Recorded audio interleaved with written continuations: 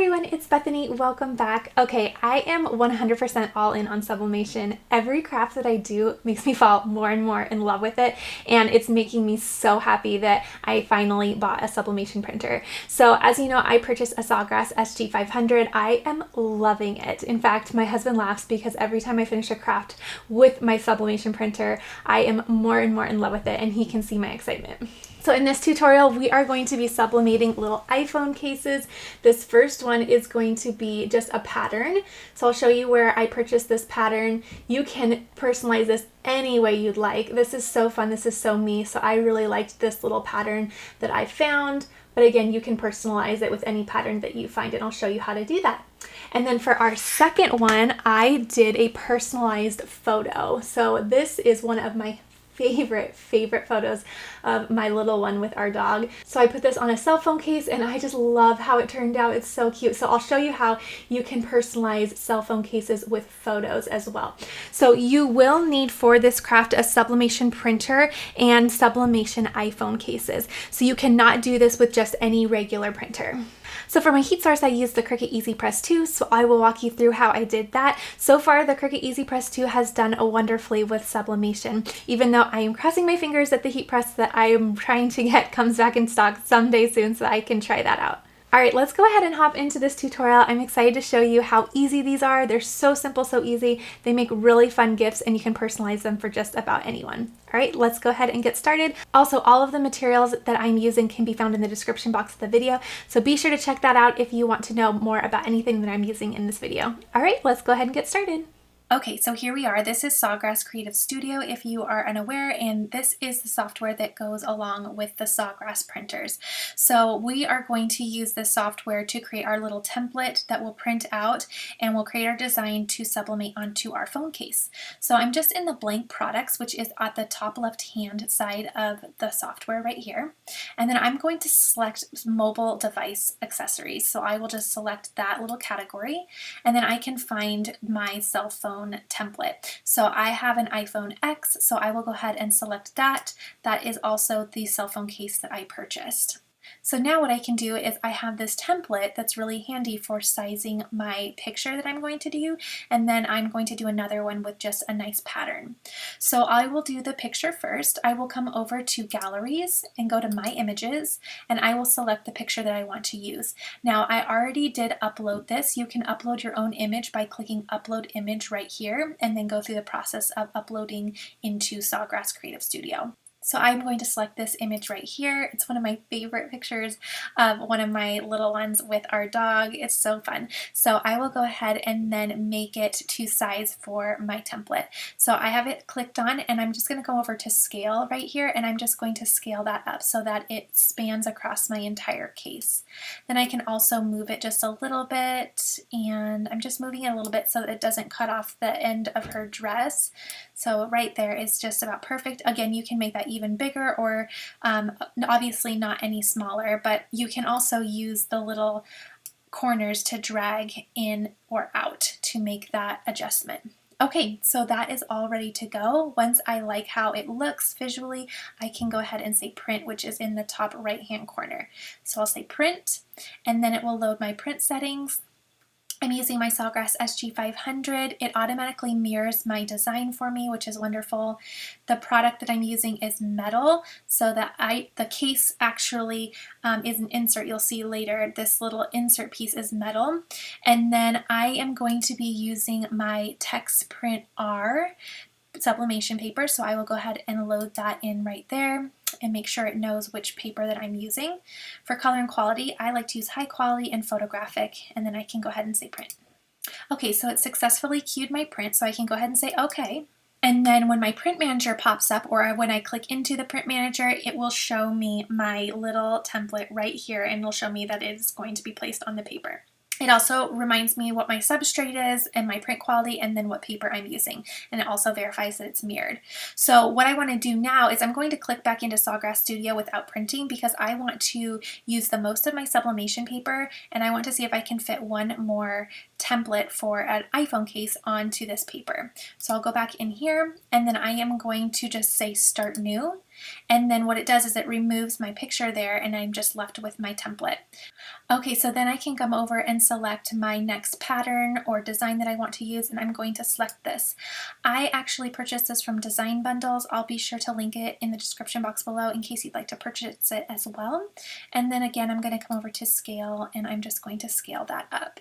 Now you can scale it really up if you want those bigger, but I'm just actually going to scale it just to size because I want as many little polka dots and floral embellishments as I can. I love this. It's so pretty. I love the little doily feature. So now what I'm going to do is you can also move it around to the left and right too if you want to change how the pattern is displayed on the template. So I think just about there it looks, I don't know. I can get really picky about this, but actually I think I'm going to go something just like that. Okay, so that looks really good. Again, once I am ready to verify that that is how I would like it to look, I can go ahead and say print, and then I'll go through the exact same settings and say print, and then again it has successfully queued my print. So now you'll see when the print manager opens up that I have both of my templates on my paper, which is wonderful. So now I will be all ready to go. So now I can go ahead and say print, and we can get all of this printed out together, and we can now sublimate 2 iPhone cases. Okay, so here is my print that printed out on my Sawgrass. So when you see the print initially, you will notice it's very muted, but those colors will take on their actual color once it's been sublimated. So I'm actually going to be using my Cricut EasyPress 2. I am going to preheat that so that it's all ready to go. And in the meantime, what I'm going to do is just take a pair of scissors and I'm going to trim my templates apart. I'm actually going to press these individually, though you could press them at the same time if you'd like. So I'm just going to trim those apart so that I can do them individually. Okay, so now these are trimmed apart and separate from one another, and I'm going to bring in my cell phone case. So you're actually going to take this part and just set it to the side. This is going to be the actual case that you're going to put your little metal insert inside. So this metal insert, this actually is what you will sublimate on. There are 2 different sides, and you will sublimate on the white side. It's very important to also note that there is a white film on this side, so you want to make sure that you remove that film before sublimating.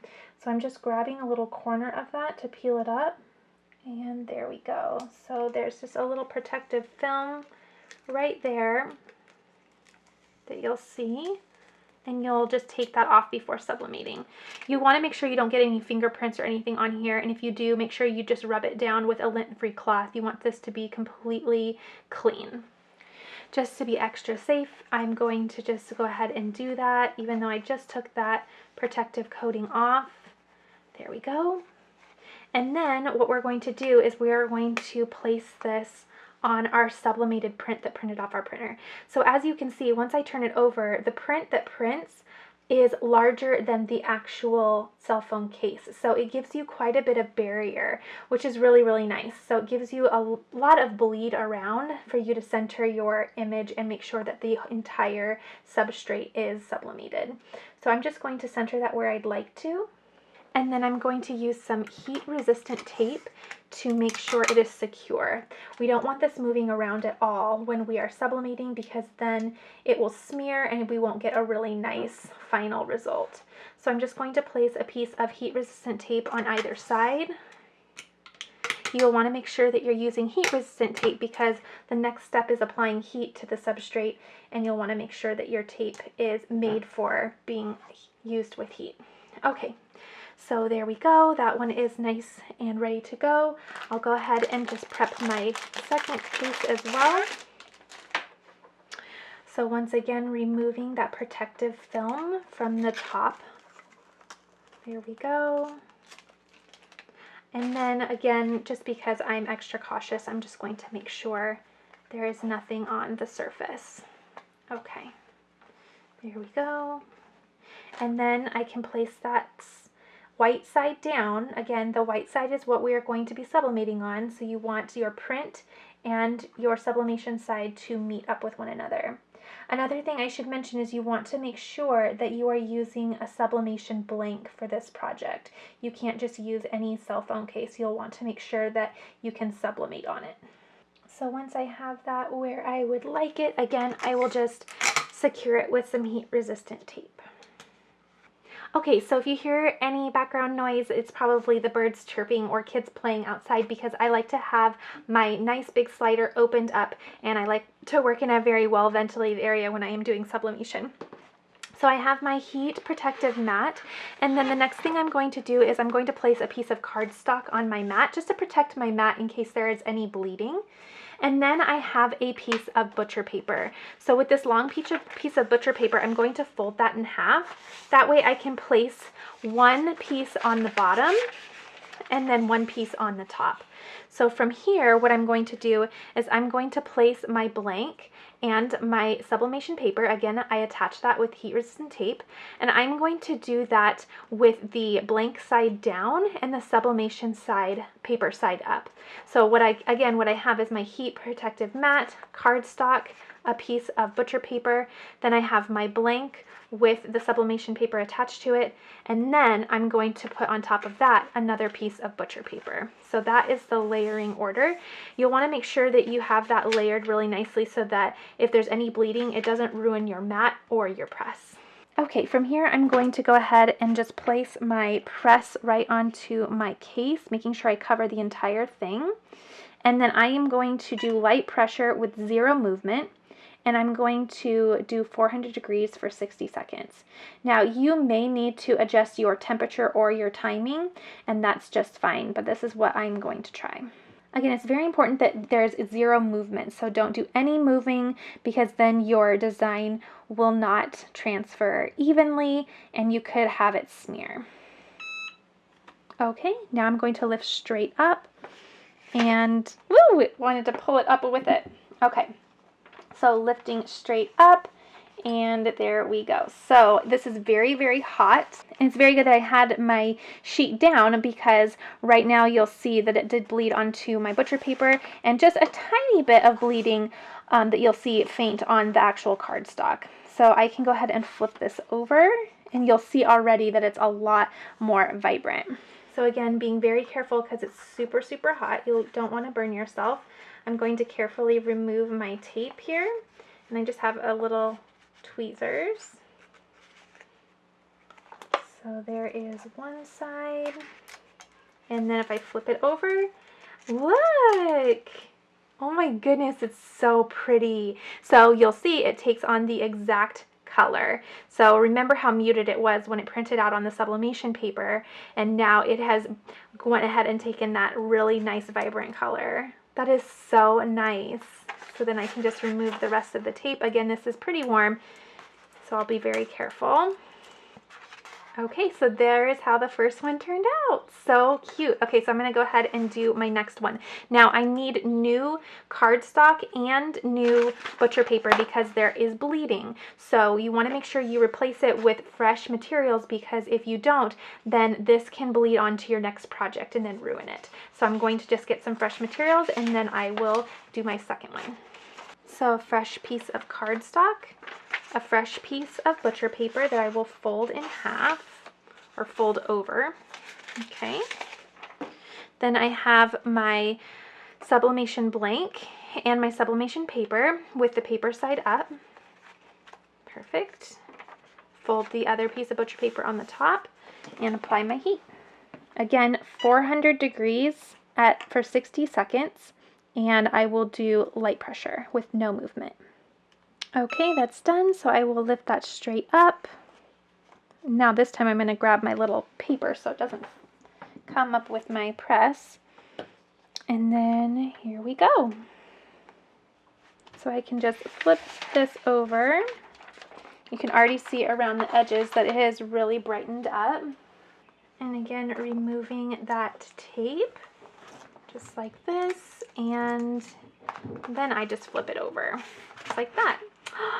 Cutie patootie! Oh my goodness, that's so cute. And those are the exact colors that I had when I took it in camera, so, or when I edited it, of course, but these are the exact colors of the actual print that I had, so that's sublimated perfectly. So once again, you do see a little bit of ink on that butcher paper, so make sure that you do have the protective layers down so that you don't ruin any of your materials. And then I don't see much on this actual one, but the colors I had were pretty light, so they could be there. So we will go ahead and just toss these and get new ones for our next sublimation project.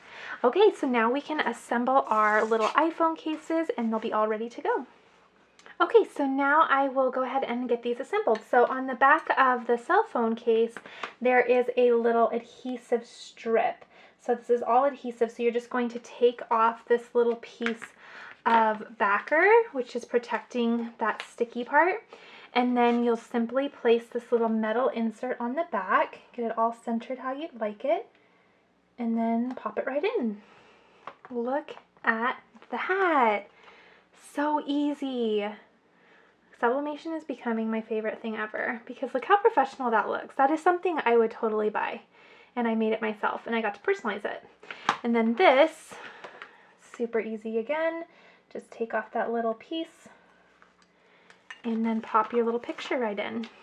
And these were really affordable. I'll link them in the description box below the video, but super affordable. Think of all the gifts you could make with these. Such good gifts. There we go. And there you have it. So easy, so quick. Love how these turned out. It was just a very simple little sublimation craft. All right, everyone, if you enjoyed this, please be sure to give me a thumbs up. You will also see some videos pop up at the end of this video, and you will see a sublimation craft list, which is just a playlist of all of the sublimation crafts that I've done so far. So if you feel like sticking around and crafting with me, feel free to click on that craft playlist and keep crafting along with me. All right, everyone, I'll see you in the next video.